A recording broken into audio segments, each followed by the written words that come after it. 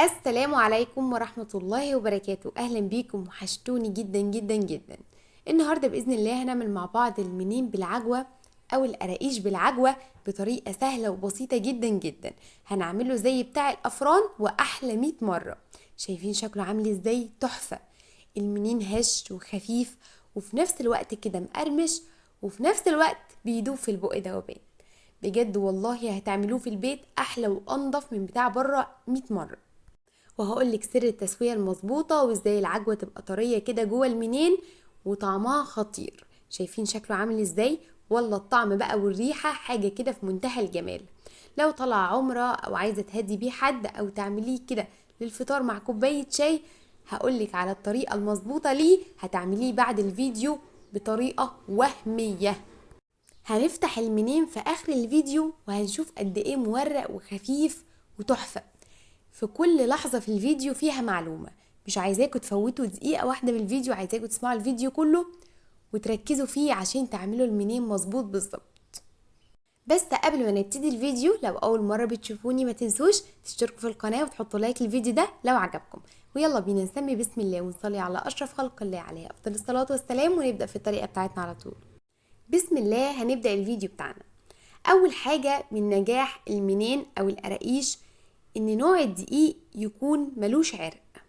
اهم حاجة الدقيق اللي استخدمه ما يكونش ليه عرق قوي. خلاص، هو متعدد الاستخدامات بس ما يكونش ليه عرق. مقدار الدقيق اللي هستخدمه هما 3 كوبايات من الكوبايات المعيارية، ولازم انخلهم كويس قوي، واحط ذرة بسيطة جدا من الملح وادوبها كويس قوي قوي في الدقيق. يبقى تاني 3 كوبايات من الدقيق بالكوبايات المعيارية، انخلهم كويس جدا جدا واحط عليهم ذرة بسيطة جدا من الملح اللي هي بتعادل نص معلقة صغيرة من معالق الشاي. طيب، هنعمل كده فحرة صغيرة بالمعلقة في النص، ونحط معلقتين كبار من السمسم الابيض، مش سمسم متحمص، هنحط سمسم ابيض عادي خالص عشان السمنة بتاعتنا هتكون مقدوحة. ومعايا كوباية الا ربع من المية الدافية، دافية زي دمعة العين. ما ينفعش المية تكون سخنة بتغلي عشان ما تقتلش الخميرة. وبعدين احط عليها 4 معالق من السكر اللي هي بمعالق الشاي الصغيرة. طيب لو انا مستخدمة معلقة كبيرة اللي هي بتاعة الاكل هستخدم معلقتين بس من السكر. وهحط معلقة صغيرة ممسوحة من الخميرة الفورية او الخميرة بيرة، معلقة صغيرة ممسوحة ما نكترش. تمام. معايا هنا كوباية كاملة كبيرة كده من كوبايات الشاي من السمنة المقدوحة. سمنة مقدوحة، ما ينفعش سمنة باردة. اتحتها كويس على النار، وبعدين هبدأ ان انا اضيفها على السمسم. طبعا السمسم هيتحمص، هياخد درجة تحميصة من السمنة، وكمان لما يدخل الفرن في قلب المنين برضو هياخد لون، وهيدي طعم حلو قوي قوي للمنين. خلاص، بالمعلقة الخشب كده، ونحاول ان احنا نقلب بالمعلقة الاول، ما نحطش ايدينا عشان ما تتحرقش. بالمعلقة لحد ما تبرد، وبعدين نبدأ ان احنا نستخدم ايدينا. النقطة دي مهمة قوي قوي، ان احنا نبس الدقيق بالسمنة. طيب، التست اللي احنا عملناه للخميرة دوت علشان لو الخميرة مش نشطة او انتي مش متأكدة من تفاعل الخميرة لازم تعملي التست ده. لو الخميرة ما اتفعلتش وعملت فقاقيع كده على وش الكوباية بنرميها وبنجيب خميرة تانية عشان ما نبوظش كل المقادير. خلاص، لكن لو انتي متأكدة من الخميرة اشتغلي بيها على طول. النقطة دي مهمة قوي قوي، لازم ابس الدقيق بالسمنة كويس قوي. الخميرة طبعا عملت فقاقيع كده واتأكدت ان هي شغالة، هبدأ ان انا اضيفها. اول ما هتيجي تعجني كده هتحسي العجينة سايحة كده، ابدأي اعجني فيها، ولا اي حاجة توقفنا، هتتلم معاكي وتبقى زي الفل. تمام. وبعدين هبدأ ان انا اضيف المية بالتدريج كده. هي اخدت معايا حوالي كوباية من كوباية وربع الكوباية ونص من المية، على حسب كل نوع دقيق، لان في دقيق بيشرب السوائل وفي دقيق ما بيشربش السوائل. طبعا بنعجن العجينة يعني حوالي 5 دقايق، مش كتير قوي عشان ما نربيش عرق العجينة. بنعجنها كده لحد ما تنعم. يعني اللي يقولك لمي العجينة بس وسيبيها، لا ده غلط. العجينة هتلاقي وشها مخرفش كده ومش حلو، انما العجينة المظبوطة لازم وشها يبقى ناعم كده عشان المنين يبقى وشه ناعم. فطبعا بعجنها برضو حوالي 5 دقايق كده. بس عجين المنين بيتعجن على ايديا مش في العجان عشان ما اضغطش عليها في العجين. وبعدين بعجن العجينة كويس قوي قوي لمدة 5 دقايق كده، واغطيها واسيبها ترتاح. بعد ما بترتاح ببدأ ان انا اقسمها على جزئين قد بعض زي ما انتم شايفين. معايا هنا ربع كيلو بس من العجوة. بدأت ان انا اقسمه برضو على جزئين قد بعض. طيب العجوة بتاعتي لينة، اللي انا مستخدماها لينة. طيب العجوة مثلا جبتيها من الفرن ناشفة شوية، هتعملي فيها ايه؟ ما تتحطش على النار عشان العجوة ما تمررش.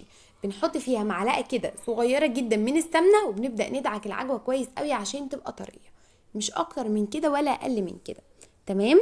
لكن طبعا لو العجوة لينة وحطيتي عليها سمنة هتلاقي العجوة باشت خالص وما بقاش ليها قوام، ودوت طبعا غلط. تمام. تمام. العجوة طبعا زي ما قلت لكم لينة، ما ضفتش عليها سمنة ولا اي حاجة. فببدأ ان انا كده امسح ايدي مسح الزيت عشان العجوة ما تلزقش في قلب الرخامة. وببدأ ان انا افرد برضو العجينة على شكل مستطيل قد بعض، يعني بهذب الاطراف بتاعة العجين كده عشان اسويه ويبقى مظبوط. وبعدين العجوة هبدأ ان انا بططها برضو تبطيطة خفيفة زي ما انتم شايفين كده.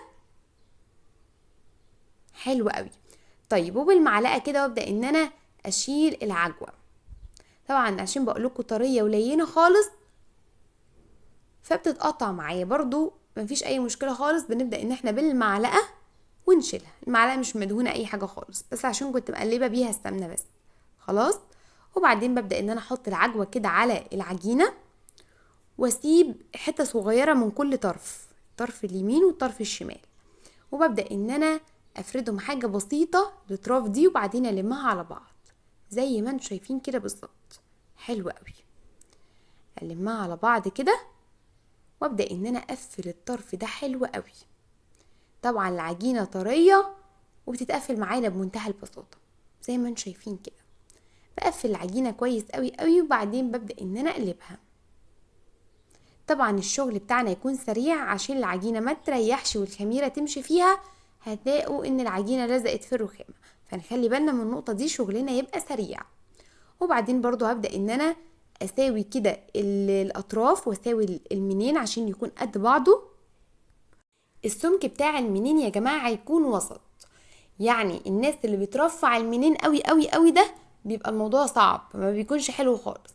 المنين يكون وسط، ابقى شايفة العجين وشايفة المنين من قبل ما يخمر ومن قبل ما يستوي. والناس برضو اللي بتخنه قوي بحس ان هو شبه القرص، ما بحبوش كده برضو. وعشان برضو التسوية تكون مظبوطة نخلي السمك ده مظبوط قوي زي ما انتم شايفين كده. طيب انا معايا صاجات مش مدهونة اي مادة دهنية خالص، بحط فيها المنين وابدأ ان انا اسيبه من تلت ساعة نص ساعة لحد ما يخمر. المنين غير الكحك في التخمير، بسيبه كده حوالي من تلت ساعة نص ساعة يخمر. طيب التسوية بقى اهم حاجة في المنين. بس قبل ما اتكلم على التسوية هوريكم العرق بتاع العجينة. هجيب لكم حتة كده صغيرة من العجين كانت متبقية معايا، هوريكم بقى ازاي العجين ملوش عرق. باجي اشده كده الاقيه بيتقطع، ده هيديني منين طايب كده وبيدوب في البق وفي نفس الوقت مقرمش. انما لو العجينة ليها عرق المنين ده يطلع لي قرص. طيب التسوية المظبوطة بقى، اهم حاجة في المنين التسوية المظبوطة. بتكون النار هادية خالص سواء في فرن جاز او فرن بوتاجاز. المنين بيستوي على اهدى درجة حرارة، على الهادي يا زبادي، عشان يطلع لونه ذهبي زي ما انتم شايفين. المنين لو دخل على درجة حرارة عالية هيبقى طري وهش عامل زي القرص. خلاص. المنين بيستوي على الهادي يا زبادي سواء في فرن جاز او فرن بوتاجاز.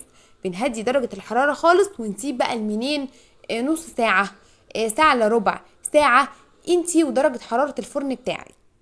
لكم بقى ان تتخيلوا الريحة عاملة ازاي. الريحة حاجة كده وهمية، كأنك واقفة في فرنة، كأنك واقفة في مكان كده كل حاجة حواليكي سمنة بلدي. بجد والله يا جماعة المنين طعمه وهم، طعمه حلو قوي قوي. وهوريكوا عامل زي البغاشة، مورق وتحفة. شايفين بقى التسوية عاملة ازاي؟ شايفين اللون؟ تحسوا ان قلب المنين من جوه طايب كده ومستوي. المنين خفيف خالص، هش وتحفة، شكله رائع. والطعم بقى حاجة كده وهم، وكل ما تسيبيه يبرد كل ما هينشف. شايفين شكله تحفة.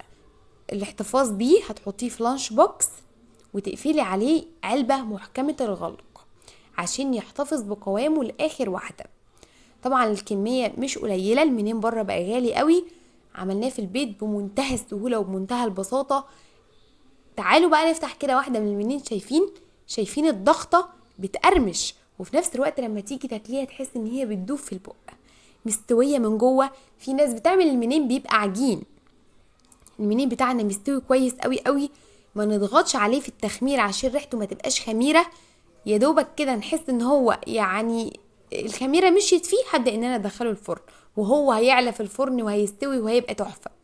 قوامه مظبوط، العجوة تحفة. تقدري تعمليه سادة، لو مش عايزة عجوة تقدري تحشيه ملبن، اللي انت عايزاه. شايفين شكله بقى من جوه روعة، جربوه، مستنية رأيكم.